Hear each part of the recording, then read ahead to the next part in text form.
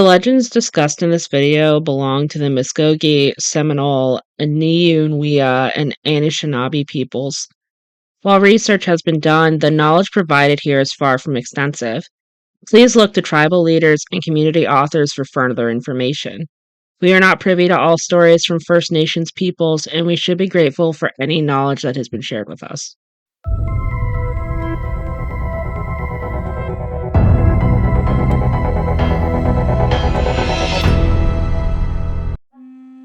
Somewhere deep in the Appalachian Mountains, a Cherokee hunter steps too close to a still pool at dusk. The water doesn't ripple, it glows.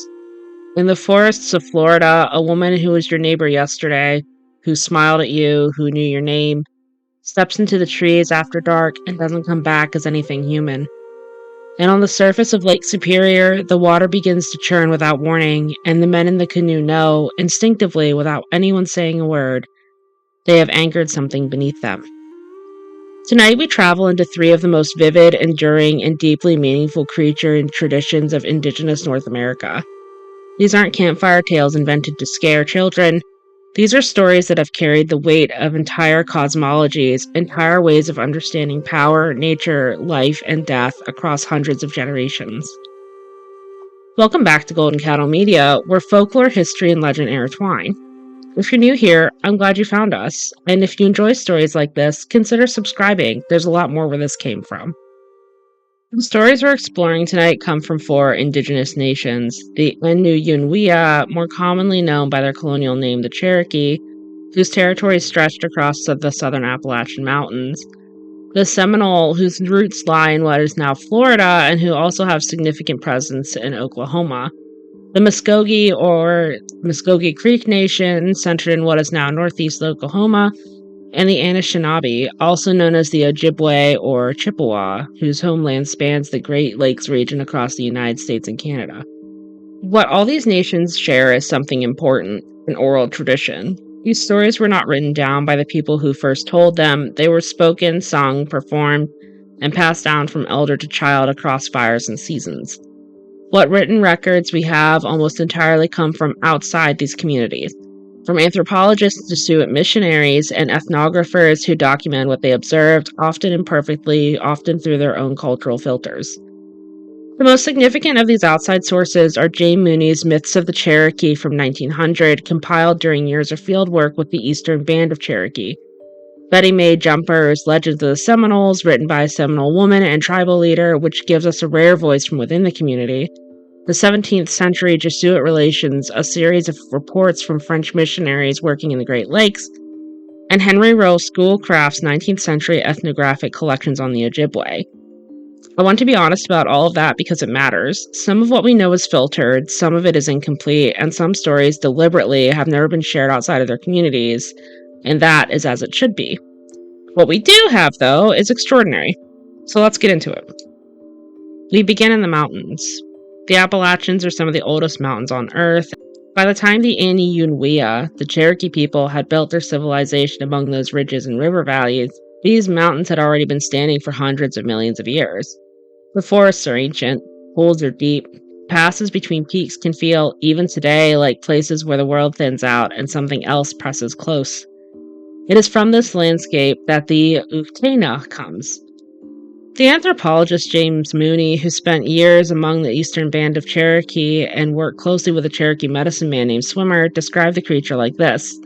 And I'm going to quote this description carefully because it comes directly from oral accounts. Quote, "A great snake, as large around as a tree trunk, with horns on its head, and a bright blazing crest like a diamond on its forehead, and scales glowing like sparks of fire," unquote. It has rings or spots of color along its entire length, and it cannot be wounded except by striking the seventh spot from its head, because beneath that spot are its heart and its life. The Uktena is often translated as the keen eye, a name that speaks to one of its most dangerous qualities. If the Uktena sees you, you're already in trouble. There's a belief documented among the Cherokee that those who are seen by the creature, especially children, become dazzled, almost hypnotized by the blinding light of the crystal on its brow. Rather than fleeing, they run toward the serpent, toward their own deaths. The Cherokee origin story for the Uktena is a deep cosmological one, rooted in the same framework as many indigenous traditions where the actions of spiritual beings ripple outward into the physical world. Long ago, the sun became angry at the people of the earth and began sending sickness to destroy them. The little men, powerful spirit beings, responded by transforming a man into a monstrous serpent, the Uktena. Their plan was to send this creature to kill the sun and end the plague. He failed. The rattlesnake was sent instead and succeeded, but this failure left Uktena seething with rage and jealousy. He became so dangerous, so unpredictable in his anger, that the people had him banished, sent up to Galunlate, the upper world, to be contained with other forces too powerful for the middle world of everyday life. But he didn't go entirely, he left others behind. Offspring or echoes of himself, nearly as large, nearly as dangerous, who settled deep into the mountain pools, the remote passes, the lonely places where people rarely go. The Cherokee call those places, quote, where the Uktena stays, unquote. Here is where the Uktena crosses from terrifying to cosmically significant. On the creature's forehead sits a crystal called the Ulansuti, sometimes translated as transparent. And this crystal is the entire reason anyone would risk approaching an Uktena at all. The Ulansuti marks what you might call the creature's life spot, but for whoever could claim it, whoever survived the encounter and walked away with that stone, the reward was extraordinary. Incomparable knowledge, healing ability, and sacred potency. The greatest wonder-working power available to any medicine person. The Eastern Band of Cherokee reportedly kept one such stone for generations. Mooney described it as, quote, like a large transparent crystal, nearly the shape of a cartridge bullet, with a blood-red streak through the center from top to bottom, unquote. It was kept wrapped in a whole deerskin inside an earthen jar hidden in a secret cave in the mountains, and every 7 days it had to be fed with the blood of small game. This wasn't just a trophy, it was a living obligation. Power in Cherokee cosmology is never free. It always comes with a responsibility and maintenance. Neglect the stone, and the power turns dangerous. Seek the stone without proper preparation, and you die for it. The Uktena is not simply a monster. In Cherokee spiritual thought, it is a representation of the underworld, the chaotic forces that exist beneath and alongside the ordered world where the Creator established. There's something almost philosophical in the way that these traditions treat such creatures. The Uktena isn't evil so much as it is powerful and uncontainable. It demands respect and preparation and an understanding of balance. The medicine person who could face it, defeat it, and use the Ulansuti well, that person had to understand both worlds, both the light of Galunlati and the darkness of the deep water. In Cherokee spiritual life, the mythic hawk, a force of the upper world, was sometimes called upon to protect during the hunt for the Uktena. The idea was that you needed an ally from above to face something from below. The Uktena still lives in Cherokee oral tradition today. It is not a relic. It is still part of how some Cherokee people understand power, danger, and the landscape around them. But the mountains weren't the only place where something ancient and hungry waited. Now we move south and west, into the wetlands and forests of Florida and the plains of Oklahoma, where the Seminole and Muscogee nations carry a tradition that is, in my opinion, one of the most psychologically terrifying in all of North American lore. Not because of what the Stikini looks like in the dark, but because of what it looks like in the light. The Stikini, sometimes called Stigini or Ishtikini, are at their core people. They walk among the village during the day, they look like your neighbors, they know your name, they know your children's names. But they are witches. They made a choice, or were transformed into something that feeds on human hearts. And by night, they vomit up their internal organs, hide them somewhere in the forest, and become enormous undead owl beings that move silently through the darkness in search of a sleeping person whose chest they can tear open. Take a moment with that image, because it's not random. The owl, in many indigenous traditions across North America, is associated with death, the afterlife, and spiritual danger. The Stikini takes that symbolism and fuses it with something more chilling, the idea that the monster isn't outside your community, it is your community, or rather hiding inside it. The lore around the Stikini is dense with specific beliefs, warnings, and survival strategies, and that is where tradition becomes genuinely fascinating. First, the name itself is dangerous. In some Seminole communities, speaking the word Stikini out loud is believed to attract one to you, or in some tellings, to risk becoming one. This is why Stikini stories were traditionally told only by medicine men and women who possessed the spiritual protection necessary to speak of these things. For everyone else, this knowledge was too dangerous to carry casually. Second, the transformation leaves evidence. The Stikini travels deep into the forest to vomit out its organs, keeping them away from the village, out of sight. But here's the crucial detail. It hangs those organs in the trees, high up out of reach of ground animals that might destroy them, because if the organs are destroyed, the Stikini cannot return to a human form. This means there is a way to fight back. If you suspect the Stikini is hunting in your area, the tradition says, go into the forest, look for the organs, and destroy them. The Muscogee people developed specific ritual weapons for the Stikini arrows, made with owl feathers and grooves carved into the shaft, packed with medicine herbs. There was also a ceremonial dance called the Stikini, performed specifically to ward off these creatures, a communal spiritual defense against something that threatened the entire village. Third, the cry is an omen. If you ever see a Stikini, even if you're safely indoors with your windows shut, hearing one is significant.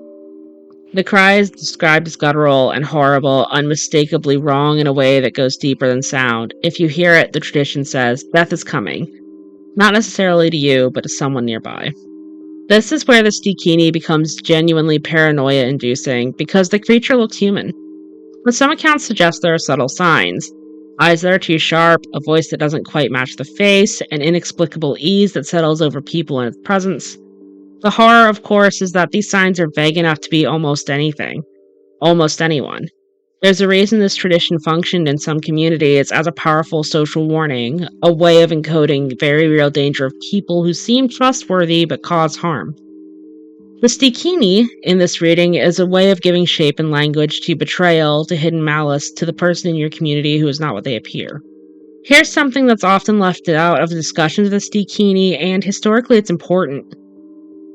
It is believed that African folklore influenced the Muscogee telling of the Stikini story. This makes sense historically. The Muscogee and Seminole nations had a complex relationship with enslaved and escaped African people, particularly in Florida, where Black Seminoles formed a significant part of the community. The blending of African spiritual traditions, which have their own rich canon of shape-shifting, heart-eating, and organ-storing witch figures, with Indigenous Creek and Seminole traditions would have been a natural result of cultural contact. This doesn't make the Stikini any less indigenous, it just makes it a living tradition, one that absorbed the experiences and beliefs of the people who became part of these communities. Folklore is never static, it breathes. One final note, there's a place called Steakland in Saskatchewan, Oklahoma, within Seminole Nation territory that carries a reputation documented in local accounts as being infested with Stikini activity.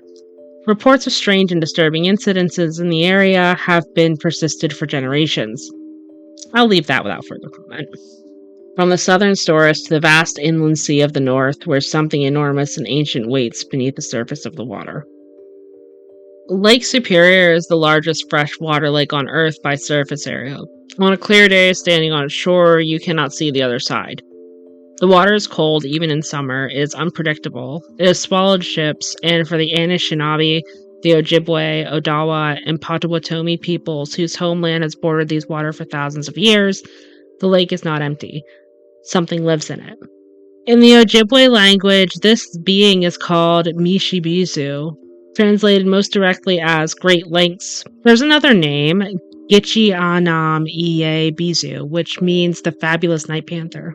And the appearance matches both names. Mishipeshu has the body, head, and enormous paws of a great cat, something like a mountain lion or a lynx, but it is covered in scales with spikes along its back and horns rising from its head, described variously as similar to those of a deer or a buffalo, depending on the telling. Some accounts add feathers and other attributes varying by community. It is the most important of all underwater beings in Ojibwe tradition, not just a water monster, the supreme water being. To understand Mishipeshu, you have to understand the cosmological framework it exists within. In Anishinabe tradition, the world is governed by attention, a balance between two great forces. In the sky are the thunderbirds, enormous eagle-like beings who produce thunder with their wing beats and shoot lightning from their eyes. They are associated with the upper world, with storms, with the air. Beneath the surface of every major body of water lives Mishipeshu, the master of the underwater world, the lord of what lies below. These two forces are engaged in eternal conflict, not as good versus evil, but as opposing and complementary poles of existence. Thunder and water, sky and depth. The Thunderbirds and underwater panthers battle constantly, and the results of that battle are felt by the humans who live between them. Storms, calm, a dangerous crossing, a safe arrival. Both forces must be respected, neither can be ignored. This is important, and it's a point that gets lost when people describe Mishipeshu as only a monster. The Mishipeshu was not considered an evil being. Yes, it was dangerous, credited with causing storms, waves, whirlpools, breaks in the ice, and drownings on the Great Lakes. Many deaths on those waters were attributed to its anger, but it's also a healer, a provider, and a protector, if it was approached correctly with proper respect. Medicine bundles among the Anishinabe were often made of snakeskin, directly echoing the reptilian body of the water panther. Mishipeshu was often called upon by medicine carriers for healing and by hunters and fishermen for abundant harvests. The Algonquin peoples believed it was a bringer of protection and abundance when it was in a good mood. Key phrase, when it was in a good mood. Because Mishipeshu's anger was real, well-documented, oral tradition, and had specific triggers. Nothing angered the Mishipeshu more than copper. The Great Lakes region, particularly Mishipeshu Island on Lake Superior, said to be Mishipeshu's home, sits atop an enormous copper deposit. Indigenous peoples mined and worked for this copper for thousands of years, long before European contact. And throughout this time, an ironclad spiritual law governed the taking of copper. You must ask, you must appease, you must not steal. Mishipeshu Island was considered Mishipeshu's home. Taking copper from it without permission was considered stealing from the creature itself, and the stories of what happened to those who did are consistent and dramatic. A Jesuit missionary named Claude de Blon, one of the authors of the 17th century Jesuit relations, documented this exact kind of story. 4 Ojibwe people traveled to Mishipeshu Island and took copper. The moment they pushed off their canoe to return home, de Blon recorded the eerie voice of the water panther surrounded them, accusing them of stealing the playthings of her children. I want to be careful here. Blon was an outside observer with his own agenda, and he was filtering what he heard through a 17th century Jesuit lens. But the core of the story, the sacredness with the copper, the consequence of taking it without permission, is consistent with Ojibwe oral tradition across centuries. The practical wisdom embedded in this tradition is remarkable because the Anishinabe people who lived beside these waters developed a whole set of relational protocols for coexisting with the Mishipeshu. Before crossing any major body of water, especially Lake Superior, an offering was made. Tobacco was the most common offering placed on the water or spoken over as a prayer. In earlier eras, dogs were sacrificed. The practice of tobacco offerings has continued among some community members to this day. An account documented by ethnomusicologist Francis Densmore in the early 20th century describes an Ojibwe man named Niskigwan, who was traveling by canoe when they hit impassable rough water. He offered the spirit of the water whiskey and tobacco, and within a half an hour, the wind changed and they were able to continue on their way. Prayers directed to Mishipeshu were common before any water travel, this being was treated as what it was. A powerful, real, present force that had to be acknowledged and respected before you entered its domain. The belief that Mishipeshu's voice was indistinguishable from the sounds of rapids or thunder meant that every unexpected storm on the lake carried a message. It wasn't random water, it was communication. One of the most tangible pieces of evidence for how ancient and central Mishipeshu is to Anishinaabe cultures exists at Lake Superior Provincial Park in Ontario, where ancient rock paintings, pictographs, survive on cliff faces. Among them is a clear depiction of Mishipeshu, a horned, spiked feline body of the water panther painted in red ochre directly onto the rock above the waterline. These paintings were not made for outsiders, they were made for the lake, the creature itself. So, where does history end and legend begin? For the Uktena, histories and ethnographers note that the creature fits within a widespread southeastern tradition of horned serpents. Similar beings appear in the folklore of the Chickasaw, Choctaw, and other southeastern nations, suggesting a shared cultural substrate that predates the distinct tribal identities we know today. The Ulan-Suti stones that were reportedly kept by Cherokee medicine people align with a broader tradition of crystal medicine objects documented across Indigenous North America. For the Stikini, the most interesting historical dimension is what it tells us about the reality of cultural contact. The blending of African and indigenous traditions within the Stikini story is a living record of the forced and chosen encounters between enslaved Africans and indigenous peoples, particularly in Florida, where communities intermixed, resisted, and survived together. The Stikini, in part, is a document of that history. For Mishipeshu, the historical record is arguably the richest of all three because the 17th century Jesuit relations gives us European documentation of the creature from the 1600s. Claude de Blon's accounts are imperfect, but they confirm that this tradition was developed and deeply embedded in Anishinabe life when Europeans first arrived. The pictographs at Lake Superior push that timeline back further still, potentially thousands of years. None of these creatures are pure fantasy invented to explain things people didn't understand. They are sophisticated symbolic systems, a way of encoding cosmological truth, law, and ecological knowledge into stories that could survive across generations. All three of these traditions are ongoing. That is the most important thing I can say. The Anishinabe, the Cherokee Nation, maintains a tribal sovereignty and an active cultural preservation effort. The stories of the Uktena are still a living part of Cherokee oral culture, still referenced in medicine traditions, still told to children. The Seminole tribe of Florida and the Seminole Nation of Oklahoma both continue to hold and share Stikini traditions on their own terms. Betty Mae Jumper, one of the few Seminole women to lead her nation as a tribal chairman, wrote her book, The Legends of Seminoles, precisely because she understood the importance of preserving these stories in a form that wouldn't disappear. The Ojibwe artist Norval Morris-Sue, sometimes called the Picasso of the North, built his entire artistic legacy on Anishinaabe spiritual cosmology, including vivid depictions of Mishipeshu in his woodland-style paintings. His work brought these traditions into gallery spaces around the world directly from within the community.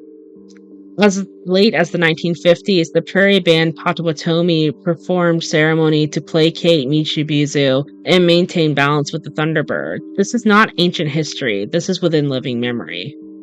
In popular culture, all three creatures have begun to appear more frequently. In video games, in horror fiction, and fantasy literature, this is a complicated thing. On one hand, visibility matters. These traditions deserve to be known. On the other hand, the difference between representation and appropriation is significant and important. Seeing the Mishipeshu or Uktena in a video game is not the same as understanding what they mean, and it can easily flatten a complex living spiritual tradition into a simple aesthetic choice. The best thing any of us can do, and this is genuinely my recommendation, is seek out the source. Read Betty Mae Jumper's Legends of the Seminoles, look into the work of the Anishinaabe and Cherokee scholars and storytellers. Support Indigenous-run media, museums, and cultural centers. The Smithsonian's National Museum of the American Indian is a starting point. So are the official websites and culture departments of the Cherokee Nation, the Seminole Tribe of Florida, the Muscogee Nation, and the Ojibwe tribal councils. These communities share what they choose to share, and what they share is extraordinary. What strikes me most looking at all of these traditions together is a consistent thread. Power demands respect, nature demands relationship, and the consequences of forgetting that are embodied, made physical, made real, in the creatures that punish you for forgetting. The Uktena kills those who chase light without preparation. The Stikini preys on those who cannot identify the wolf among them. The Mishipeshu drowns those who take from the water without asking. These aren't just scary stories, they're instructions. They encode the knowledge of how to survive in specific environments, how to read a forest at night, how to cross a lake safely, how to identify deception in your own community. They are the product of thousands of years of human observation, experience, and hard-won wisdom, wrapped in the narrative form because narrative is how human beings remember.